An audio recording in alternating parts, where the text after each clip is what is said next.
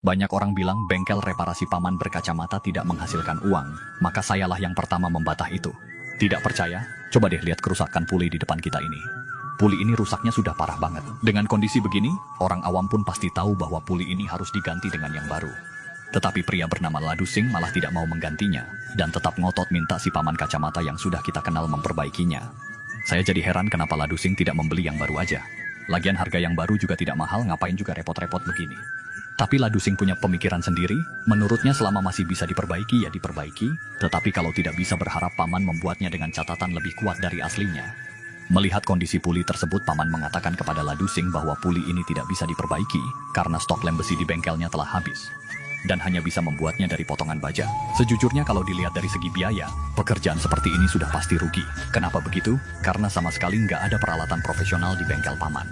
Tapi siapa sih paman kacamata ini? Dia adalah sosok jagoan di dunia reparasi. Bayangin saja dalam membuat puli sang ahli nggak ada alat sama sekali.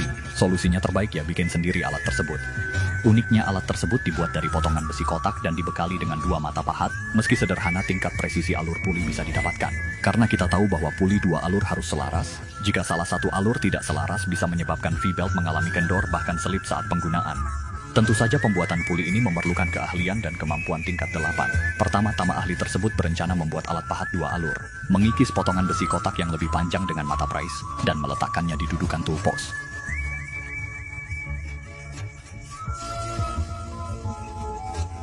Setelah baut pengikat dikencangkan sepenuhnya, paman mengambil mata prais dan meletakkannya di cak penjepit. Dengan gesit paman langsung melakukan proses pengikisan terhadap alat kerja. Sebagian penuh waktunya habis cuma buat ini.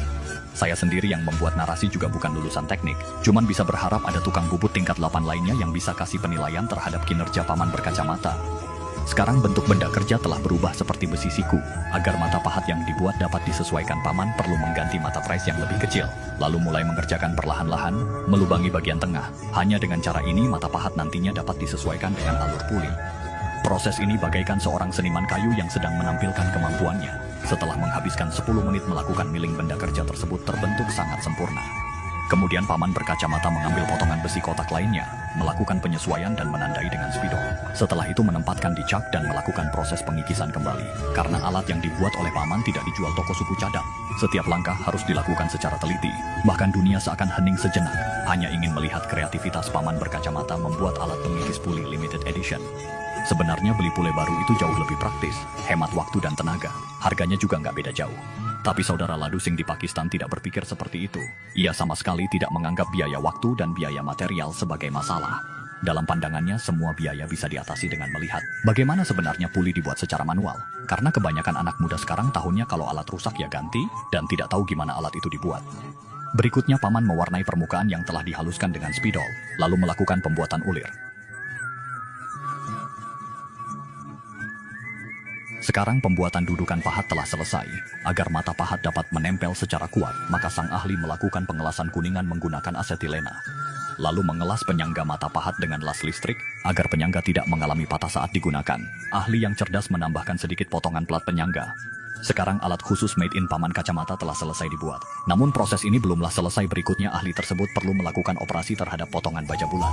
Meletakkannya di cak dan melakukan proses pembubutan secara bertahap. Kemudian menggunakan mata bor melubangi baja tersebut. Meskipun proses ini sangat melelahkan bagi paman, namun ketelitian ahli tersebut tidak goyah-goyahnya.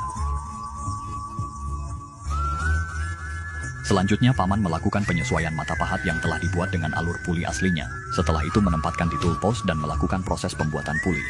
Seiring benda kerja berputar, alur puli mulai terbentuk secara perlahan. Tentu saja hal tersebut tidak luput dari keahlian dan keterampilan tanpa batas dari paman berkacamata.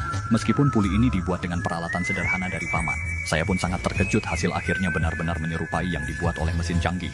Karena standar penggunaan puli harus memiliki nok pin pengunci, maka proses berikutnya ahli tersebut melakukan pengeboran sederhana. Setelah itu melakukan proses senai ulir, lalu memasang baut pin pengunci. Setelah melalui operasi panjang, proses pembuatan puli pun akhirnya selesai.